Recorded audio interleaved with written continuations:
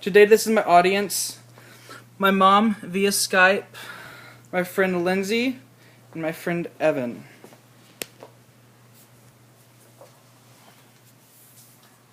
My favorite quote by LeBron James is, "That's how team basketball should be played. It's not about the individual." LeBron James said this after his Miami Heat team lost to the San Antonio Spurs in the 2014 NBA Finals. Before I continue, I would like to take time to recognize the sources I used for my presentation. I used Sports Encyclopedia to find information about the Dallas Chaparrals. I used Bleacher Report, the Dallas News, and basketball quotes to find various quotes to use for my presentation. I also used RememberTheABA.com to find the Spurs ABA history. I used Wikipedia to find information on George Gervin, David Robinson, and Tim Duncan. And I also used YouTube to watch the Beautiful Game tribute video to the Spurs. I also used Bleacher Report to find a projected best starting lineup for the NBA teams this coming season. My name is Jordan McKinney, and today I will be talking to you about the San Antonio Spurs organization, including their early history, notable players, and the Big Three era, which includes today's current team. Tim Collishaw of the Dallas News once said, "The city of San Antonio won the lottery when they found a home for the wayward basketball team Dallas never really loved." The San Antonio Spurs began as the Dallas Chaparrals of the American Basketball Association, or the ABA.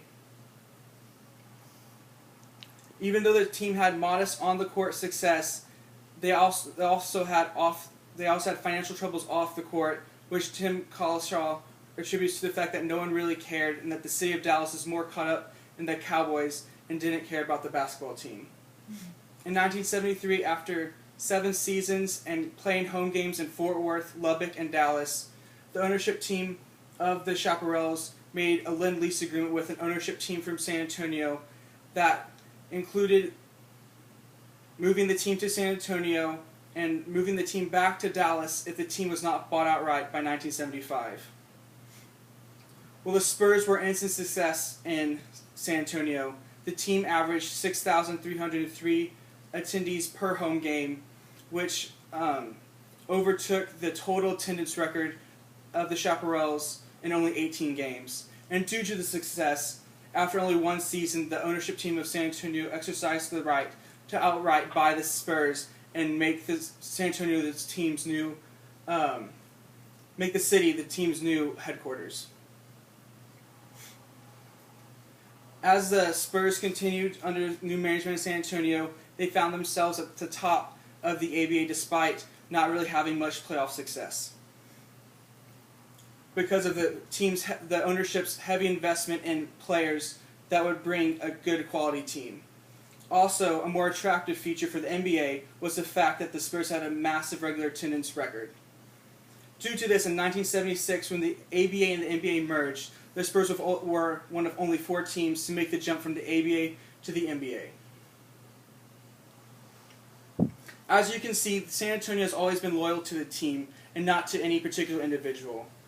In the beginning, this was because there were no superstars in the Spurs, but as the Spurs have continued to acquire all-star level talent, these players have only stayed in San Antonio as long as they have bought into the team-first mentality. Next, I'll talk about some of the more notable players that have played for the Spurs organization. Well, probably the first great Spurs player was George Gervin. He played for the Spurs in the ABA along with the NBA. And he's also considered to be one of the best shooting guards in NBA history due to his average of 26.2 points per game in 10 NBA seasons. And prior to Michael Jordan, he held the most scoring titles of any guard in league history. And more importantly, George Gervin has continued to be a presence in the San Antonio community through his 7 different organizations, most notably George Gervin Youth Center. Next that will be talked about is David Robinson. David Robinson is considered to be one of the best centers of all time, and he has always been a strong presence in San Antonio. In his rookie season, he He led the team to the second round of the NBA playoffs after improving the regular season record by 35 games. In 1999, he partnered with Tim Duncan to bring San Antonio their first NBA championship, and more importantly, he's also well known for his community service to the city of San Antonio. Most notably, in 2011, him and his wife partnered to create the Carver Academy in San Antonio, which is known to serve socially, economically diverse student body. Last but not least, I would like to mention Tim Duncan. Tim Duncan is now entering his 19th NBA season, which he's all spent with the San Antonio Spurs. The Spurs have never missed out on the NBA playoffs as long as he's been on the team. As he's gotten older, he has continued to be a cornerstone of the team. Tim Duncan is considered to be the greatest power forward of all time, and despite that, he continually has been taking pay cuts so the Spurs continue to bring in quality talent to compete for championships. Tim Duncan is also known for his off-the-court contributes to the community. His foundation spends most of its time fundraising money for medical research, education, along with finding ways to improve youth recreation in the San Antonio, North Carolina, and the Virgin Islands, which are places where he's all spent a considerable portion and important parts of his life. Each of these players highlights what it means to be a Spur, a player or individual who excels on and off the court but does not seek the spotlight of the media due to these accomplishments. And these types of individuals are also very important to the organization today. The San Antonio Spurs have won 5 NBA championships in the past 16 seasons, and a large part of this is due to the contributing factors of the Big Three. Since 2003, Tim Duncan, Tony Parker, and Manu Ginobili have led the team to the various NBA championships, while Greg Popovich has been the mastermind that has continually evolved the Spurs game to keep them relevant in the NBA. The Spurs are also known for their ability to draft and develop players such as Tim Duncan, Manu Ginobili, and Tony Parker, along with Kawhi Leonard, and also the ability to develop players such as Danny Green and Boris Diaw, which were once released by lesser NBA sides. More recently, the Spurs have been able to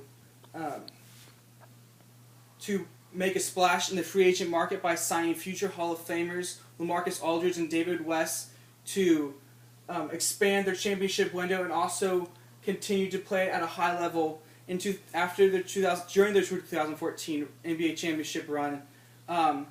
There was a video that went viral on the internet called "The Beautiful Game," which was a tribute to the Spurs' style of play, which highlights the movement of the basketball to continually find the perfect wide open shot.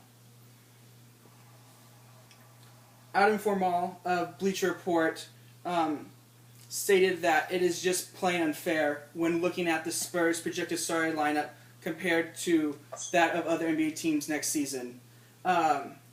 This sentiment is also echoed by various sports writers and analysis when looking at the amount of talent the team has put together for a championship run next season. In 2014, Greg Popovich told his championship team that this was the team he was most proud of for the hard work they put in, the way they played the game of basketball.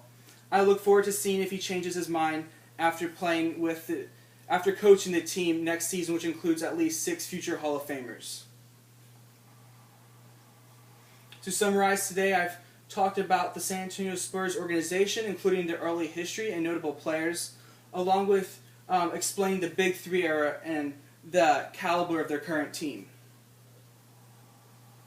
Since I've talked to so much about the Spurs organization, their team-first mentality that has brought their success that spans across 2 decades, I feel it is only right to end with a quote by head coach Greg Popovich that really highlights this fact. He once told reporters, "Our goal is to win a championship, and all of us will sacrifice something to get that done." So thank you, and I hope you enjoyed my presentation.